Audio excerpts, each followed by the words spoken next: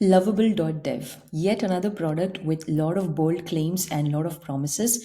In this video, I'm going to be reviewing Lovable.dev product. I have reviewed a similar product earlier called V0.dev. It is by Vercel and it had blown our minds back then. And recently we are seeing Lovable.dev. I saw this product online and I got very curious about checking this out and seeing what exactly it has to offer. So as you can see, I'm already on their landing page, which is Lovable.dev. So for this video, I'm going to try whatever presets they have suggested here. So I can see that they have an option for job board. If I click on it, it automatically fills up the section and says a job board application with search and filter by location or type, company profiles, job details page, just the UI first. I'll add Superbase for data persistence later. All right. So let's see what it does. I'm going to just click on. Okay, so this is where it asks me to sign up. So which means I cannot try the product without commitment to sign up. This could be looked at it in two ways. Recently, I checked a product called 11 Labs where you do not have to sign up before checking all their features out. This is slightly different. You get a slight sneak peek and then you have to still sign up. So let's go ahead and sign up for free. Fantastic. So I have been signed up and I can see my name all the way at the top here. I think now I can go ahead and enter. Okay. While it is doing the preview, I can see the UI, which has a chat here. So chat with Lovable. And then I have the history of this chat. I'm moving myself around. I have the history of this chat and I can see that Lovable is chatting with me. So let me help you create a beautiful job board and application and so on and so forth. And here it is. So I can see find your next career opportunity. This is search for jobs, location, and then you get a latest job. So they have senior front end engineer. I think the quality is really, really good. I think these AI products have come a long way. The UI is getting more and more polished. If you remember any of the first iterations, it was a bit difficult to get the AI to actually give you a polished product in the first prompt. And I can see that it has already given me a lot of material in my first prompt itself. The way I use this products is basically to do prototypes. My idea is to share how it could look like with the designers and with the developers. Now, there are two ways a product manager can work with these kind of products. Firstly, if you're a product manager and a developer, then it's kind of easy. You simply take the code from here and go to the next step. But typically, when a product manager works in a team setting where you already have developers, designers, your first line of thinking can happen with this itself. About few years back, before the AI product started booming, we used to use Miro board for flowcharts. We used to use Figma. So we used to use these kind of tools, prototyping tools, in order to showcase how it would look like to the end user.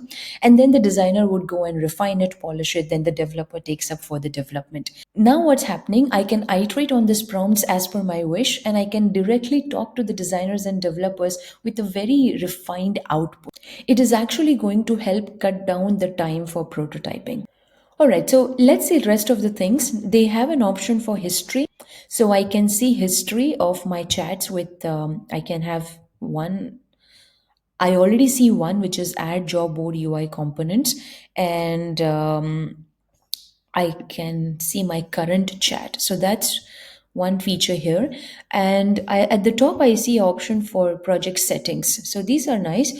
I can connect to my GitHub if I want to, can add a badge, rename project. Those are sort of general settings that you see. You have an option to edit code and then you have an option to publish. So you can make this particular thing a project as public or keep it as a private. Well, I think all of them are by default public until you pay and then it becomes private. Fair enough. And you also have an option to deploy. Now, let's see how it will look on a mobile screen. Of course, the UI will not be magically improved, so I'll keep it to full screen for now.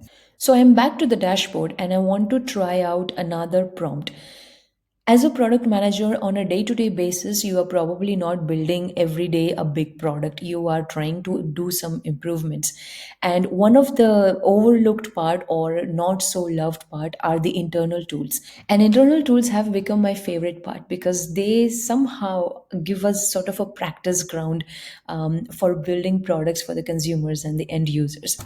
So I'm going to ask Lovable to create an internal dashboard for me where I can see all the invoices, and let's see what Lovable gives up. All right, so I finished typing this, and I'm also going to follow what the first prompt had. For now, just give me UI. I'm looking at a list of invoices and then the search and filter for invoice number and actions on invoice to view, mark as paid, and delete, and then pagination with first 50 results shown. So let's see what happens to this one. It's spinning up preview and we'll wait for a few seconds and see how the UI looks like. It has started working on it, so the code is getting ready as it is spinning up a preview. And here it is. I like it. I like it a lot. And it is definitely different than what I experienced in v0.dev's earliest version. I'm sure now they have gotten better.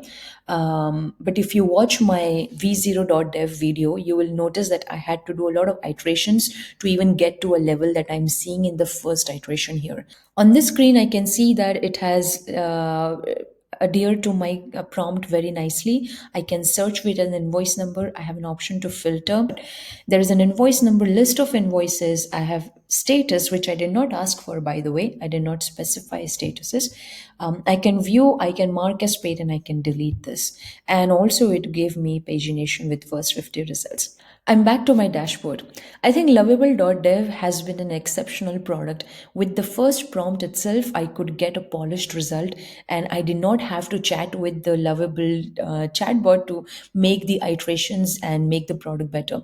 I can see a lot of use cases for this, and the way they have identified the user personas like product designers, product managers, founders, those are exactly the kind of people who are going to use these products. It reduces the time required between the design to development. What happens now is you go with a ready prototype, everybody knows what you're talking about, everybody can interact with this UI, and the use cases that you would have missed out while, let's say, writing it or waiting for Figma file to arrive, you can quickly do the prototyping in these products and then you don't have to wait on anyone else. So it reduces that amount of time required to get from your idea to a working prototype. Lovable.dev has been an incredible product. If you have found new use cases or new products like this, let me know and we'll check it out. That's it for this video. Thanks for watching.